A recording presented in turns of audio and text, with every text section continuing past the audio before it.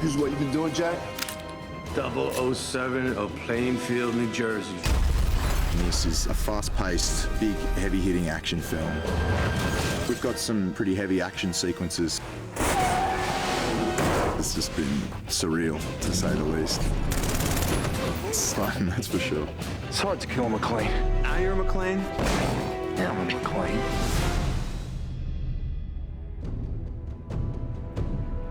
This evening, what we're doing is a sequence outside a Russian super club. My character Jack is going to alert the police to an assault that he says has just happened, but he's actually about to carry out himself. I'm going to come across and find Jack in the phone booth, and then we're going to head down the alley and go in and shoot him. The process started with an idea from Bruce. He had wanted to tell the story of John McClane's estranged relationship with his son. Last time I saw him, pretty ugly. You could tell that it came from a very personal place with him. You know, there are real challenges when you grow up the child of somebody quite famous or quite infamous, and that name can be both a burden or a blessing or a curse. The casting process for A Good Day to Die Hard was actually a pretty drawn out one. I mean, they'd cast a wide net and they tested some guys, and I had a test with Bruce. When we tested him with Bruce, they just had such a natural chemistry together. It was effortless. I think the casting of Jai Courtney is one of the great things about the movie. He understands deeply what Jack McClane is going through and how to play that. Jack! Dad? When I first see him, I wouldn't say we're estranged, but things haven't exactly been chummy for the last few years. Gonna shoot your own father? Jack can't believe it. He's like, what the fuck are you doing here for a start? Shouldn't be here, John. John is definitely more of a hindrance than a help at first. Okay, 5 minutes, John. 5 minutes it took you. Hey, what do you want me to do? Up in 5 minutes. They just fucking shot us all! You felt like you were watching a real father and son. And it was so beautiful to sort of watch that you just knew it like that. What is with all this John shit? Whatever happened to Dad? Good question. The type of character that John McClane is and became, and Bruce obviously made that role his own, and we all know him so well now. He is, you know, definitely the kind of character you want to play. We wanted Jack McClane to be John McClane 2.0. We wanted to be you know, twice what his father was. Well, Jai, he's a real guy. He's a guy's guy.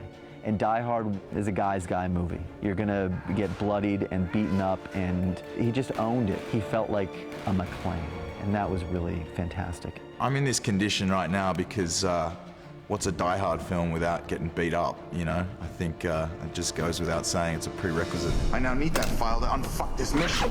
Any more questions? Yeah, just one. How come you never called and told me where you were? Like you give a shit. He sounded like me. He got the character. He just seemed like family. That's what creates the dynamic between them that's fun to watch on screen, is this kind of, you know, obviously at the core of it, they love each other. Yeah, there's a great line where John says, Need a hug? We're not really a hugging family. That's right. and I think that kind of sums it up. I mean, the love's there, but there's no reason to display it too overtly. Ah, no!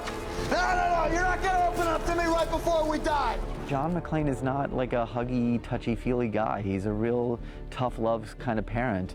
No, that's not your thing, John. What's my thing? Fucking killing bad guys, that's your thing. Jai was a guy that was just the right fit. He would kind of look like he would be my son. And a pain in the ass. Not him, the actor, but him as a character.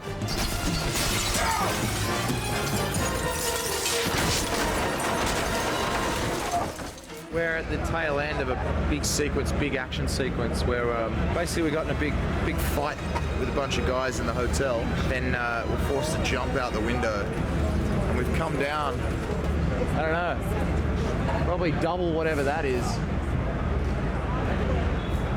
Probably traveled a couple of 100 feet through some scaffold, down a big debris chute, into this dumpster. This is Die Hard, man. That's what it's all about. You're not gonna cry, are you? Just pull it. Everybody needs a good cry once in a while, Jack. Don't be ashamed. Pull it. You know, when it comes time to giving each other shit, busting their balls, like they're expert at it. And they don't take it personally, they just keep, you know, who can one-up each other the next. And it's fun to watch. We need a car. Attaboy. Back to work. I think there's a different approach. I think that Jack does things by the book and follows the instructions and follows the rules, and my character in these films seldom follows the rules and just uses whatever is at hand to try and solve the problem. Jack's kind of more methodical, detailed, thought-through process, it was born out of a backlash to, you know, his father's values of kind of seeing what happens and, you know, hope for the best, I guess. I thought we'd just wing it, you know, run in, guns blazing, making shit up as we go. Yeah. That's the real beauty of this story, is that both of them get to see each other in their real environment for the first time, and only then can they come to a great understanding about each other and bond and sort of become father and son again. It's fun running around with you. It's often the case with children who don't necessarily have the best relationship with, you know, one or both parents. They kind of tend to rebel against that, whatever that attitude is. They were around a lot. All right, let's go kill some motherfuckers. He's definitely a chip off the old block as well. You know, there's enough of John still left in Jack. I mean, we're gonna mention all the fucking uranium in the fucking room.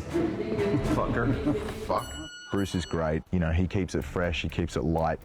No two takes are ever the same, and that keeps it interesting for me, you know. He's very responsive to Bruce and a lot of the ad-libs that take place. He rolls with it very well.